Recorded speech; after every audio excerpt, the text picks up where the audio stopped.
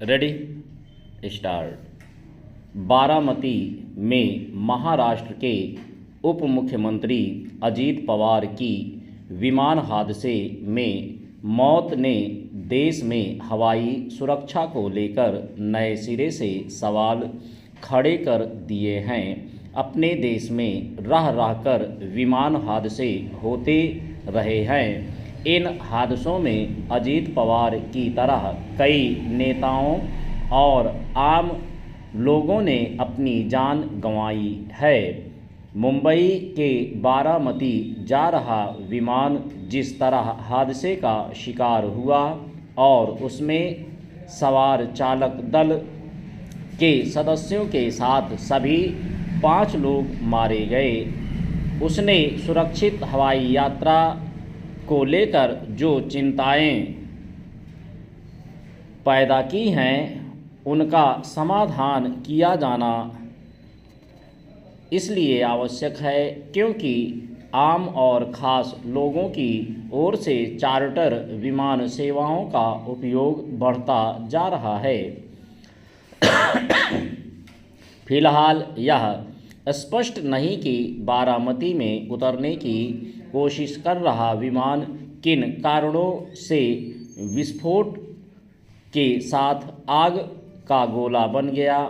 यह स्वाभाविक है कि विमान दुर्घटना जांच ब्यूरो की ओर से इस हादसे की जांच होगी और वह ब्लैक बॉक्स की पड़ताल पर निर्भर करेगी, लेकिन इसकी अनदेखी नहीं की जा सकती कि इसके पहले 2023 में मुंबई में VSR एविएशन का बॉम्बार्डियर लीयरजेट 45 विमान दुर्घटना का शिकार हुआ था।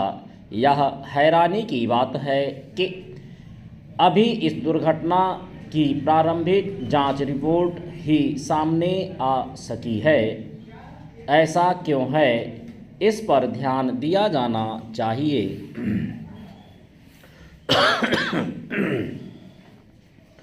चूंकि अजीत पवार महाराष्ट्र के प्रभावशाली नेता थे और उन्होंने अपने चाचा शरद पवार से अलग होकर अपना अलग दल बनाया था और वही उसके कर्ता धर्ता थे, इसलिए यह प्रश्न सतह पर आना स्वाभाविक है कि उनके न रहने पर उनका दल NCP अस्तित्व में बना रहेगा या नहीं और उसकी कमान कौन संभालेगा।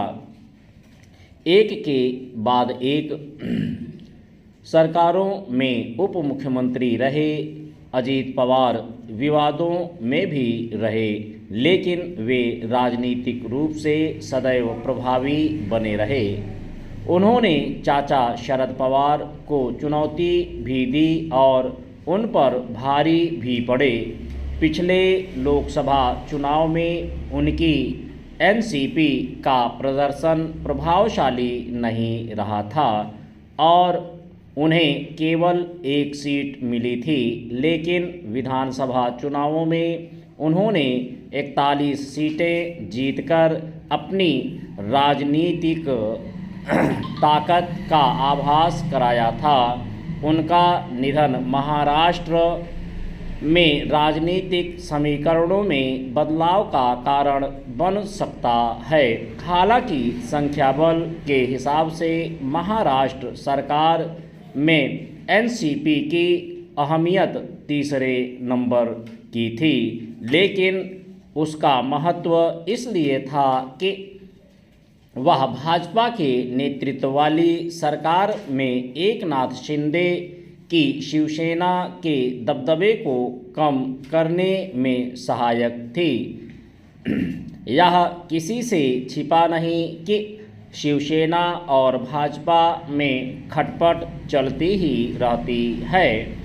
इस खटपट के बीच NCP संतुलन कायम करने का काम करती थी।